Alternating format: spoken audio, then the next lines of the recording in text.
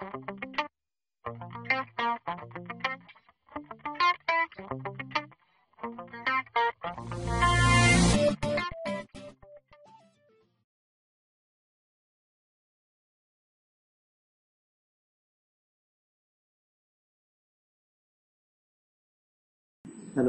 and welcome to this lecture that will be for a discussion of chapter 6 in the book of Principles of Market. Today we will discuss the business markets and business buyer behavior. In the previous lecture we discussed the consumer behavior, and today we will continue our discussion, but this time we will discuss the behavior from the organizational point of view. First of all, we will discuss and define the business markets, and we will see the difference between business markets and consumer markets. And then we will discuss the business buyer behavior, and in the next lecture we will continue our discussion of the business buying process and e-procurement, and finally institutional and government market. Business buyer behavior. When we discussed the consumer behavior, we said that we are discussing only the buying behavior because it's the behavior that we are interested in marketing. And here we will discuss also the business buyer behavior.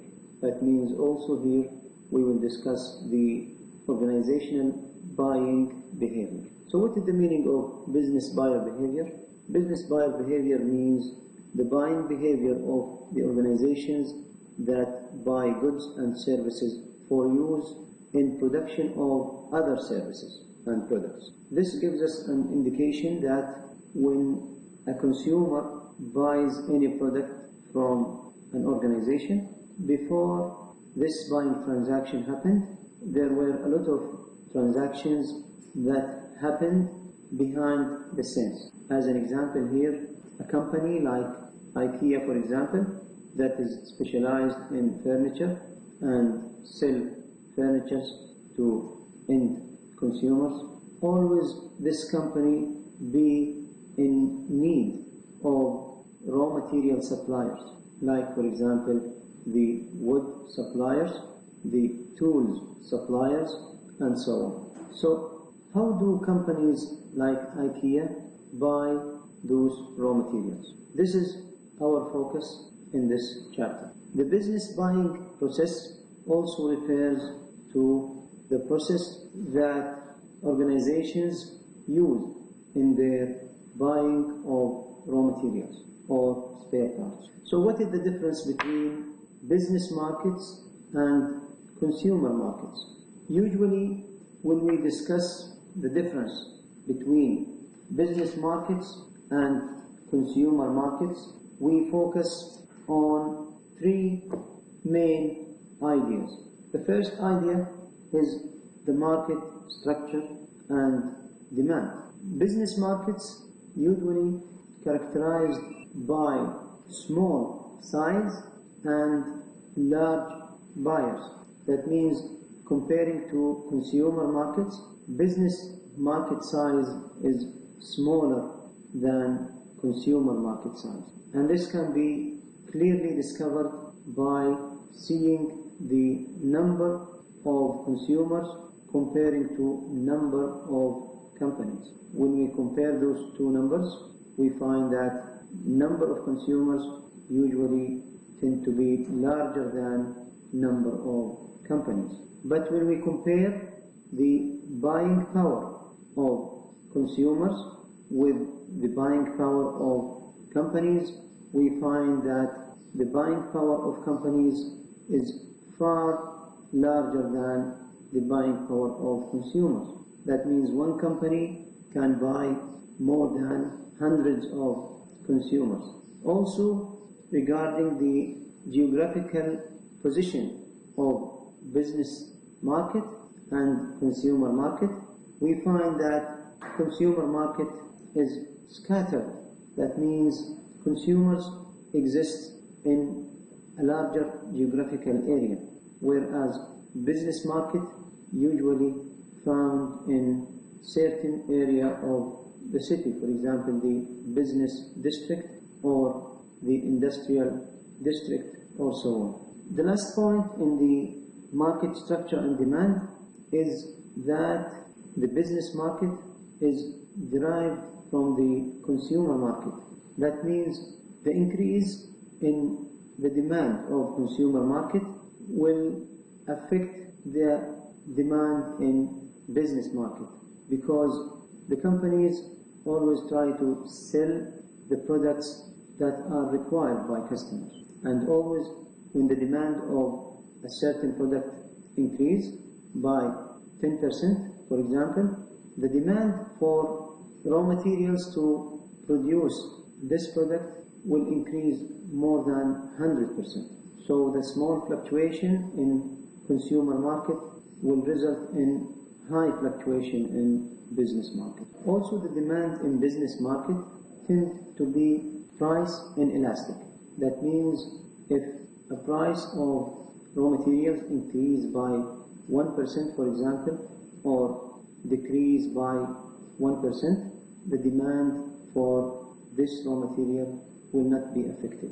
This is the meaning of inelasticity or price inelasticity of demand. Whereas in consumer market, if the price increase by 10%, for example, the demand for this product will decrease, and the percentage depends on the nature of the market. That means the consumer market is price elastic.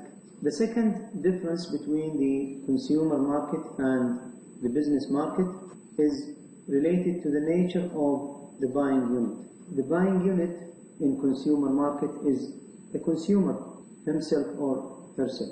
Of course, there is some influence from another persons, like for example, reference group or membership groups, as we discussed last lecture.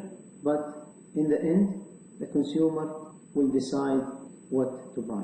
Whereas in business market, usually the decision is done by a group of people, usually professional group of people.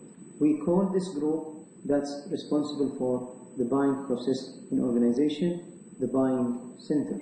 The last and final difference between the consumer market and the business market is related to the types of decisions and the decision process. We saw in consumer market that we have 4 types of buying decisions: the complex buying decision, the dissonance reducing buying decision, the variety seeking buying decision, and the habitual buying decision.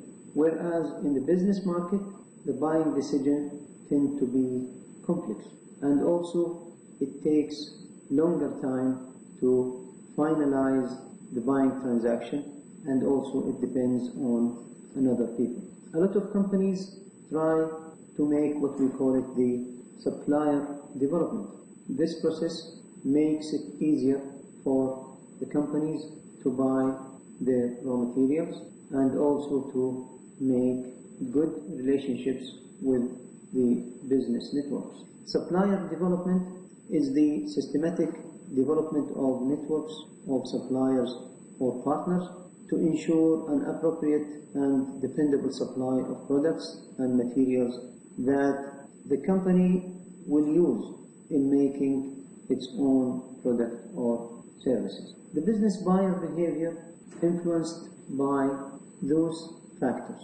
First of all, the environment, and this is what we saw in the previous lecture about the consumer buying behavior, and also the business market is influenced by those factors. For example, the economic factors like the consumer purchase power and the general economic situation of the country affects the business buyer behavior. And also technological, political, cultural factors are all affecting the business buyer behavior. In the other hand, the organization environment also affect business buyer behavior. As an example here is that the buying center that are the group of people who are responsible for buying inside the organization, are all human beings. And those people affected by psychological factors, interpersonal factors, and also individual differences between them. In the end, all of these factors affecting the buying process. It's affecting buying process by, for example, choosing which product or service should the organization buy. Or it's also affecting the buying process by deciding which supplier the organization will choose, or the quantities ordered, or the terms and delivery policies, and so on. All of these decisions will be affected by those factors. So when we discuss the types of buying situations, we can find three major types of buying. The first one and the simplest one is the straight rebuy. In the straight rebuy, the buying process will be automated with the same quantity and the same supplier and so on, without any modification of the previous buying transaction. The second type is the modified rebuy. And in the modified rebuy, the buying center will change, for example, the quantity or supplier or the quality of the products or any other attributes of the previous buying transaction. And finally, in the new task, and this is the extreme form of the modified rebuy.